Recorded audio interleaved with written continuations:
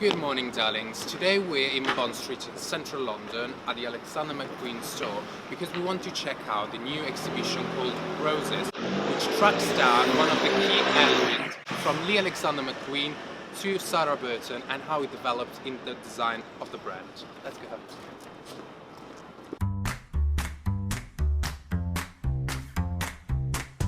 A year ago, specifically in January 2019, Sarah Burton opened the doors to the last floor of the brand new flagship store in Bond Street. This space, as defined from the brand's representative, is an open access installation and learning experience for all of those interested in the history of the brand who wants to see closely some original garments directly delivered from the McQueen archive. This second exhibition presented here is called Roses, named after one of the flowers that has always been a key element in the romantic design of Lee Alexander McQueen. This flower has been reinterpreted through the years by Sarah Burton, the creative director of the brand, taking inspiration from archive pieces from the past collections and transforming them into a new and developed representation of the flower. Referring to roses, Burton said, "For me, it is the most British flower of all, a symbol of femininity. I love the fragility and also the splendor of it.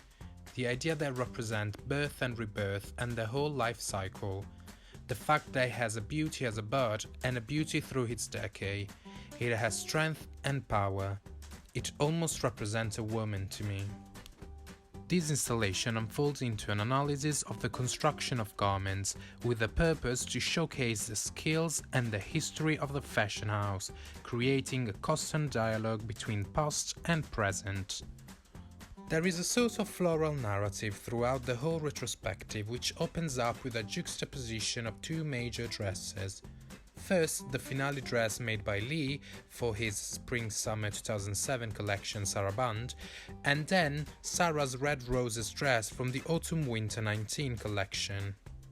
The first one is the closing piece of what is considered the most romantic show Lee has ever put together before passing. It is a corset-framed dress that Alexander had filled with fresh hydrangeas and roses, some of which are still present on the garment, as you can see from these footages. The flowers that fell to the ground during the show have lately been replaced by silk flowers, which have been aged with a special technique to reminisce about the decadent romance of the show. During the tour, I found fascinating how McQueen was such an impulsive genius, and he always shocked everyone around him with his actions. In the case of this dress, you need to know that Alexander hacked off all the tulle that was originally wrapping the garment just a moment before the piece hit the runway. Doing so, he gifted us all of a deeply authentic romantic moment when Tanya Telhileva walked the runway in this magnificent composition of flowers in the shape of a Victorian dress, which lost flowers step by step. I mean, it's already impossible to not like Alexander's work, but when you get to know an actor like this one, you can only appreciate even more the talent that this man was. To create the Autumn-Winter 19 collection, Sarah took inspiration from a plaiting technique mastered from Alexander through the years. The Red Roses dress is an extraordinary example of how the floating petal form of the shape and the collar has been crafted with a sculptural 3D hand-pinned technique. Sarah and Judy Halil, head of the atelier, recreated the natural asymmetry of a rose, working in a long process of reshaping creation on the whorls of the skirt.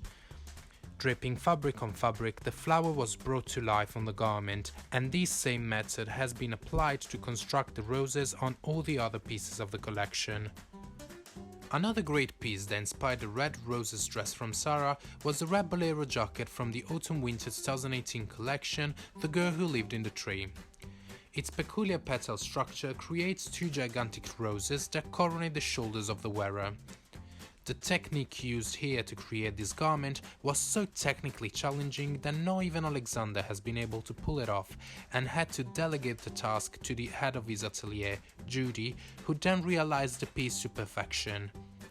The dress underneath is a show-wire organza ball gown, embellished with bloody red stones, and together with the bolero jacket was the look number 39 of the collection, and was conceived for the passage of the show when McQueen imagined a connection between the English craftsmanship for the royals and the British Raj, and this resulted in a beautiful melange of culture and history.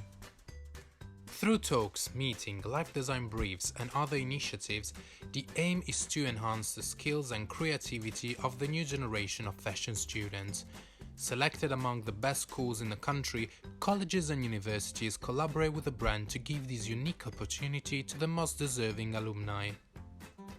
There is still not an exact date until when the exhibition will run, but if you want to have a look personally before it's too late, I would absolutely recommend you to come along and let your eyes soak in some outstanding beauty.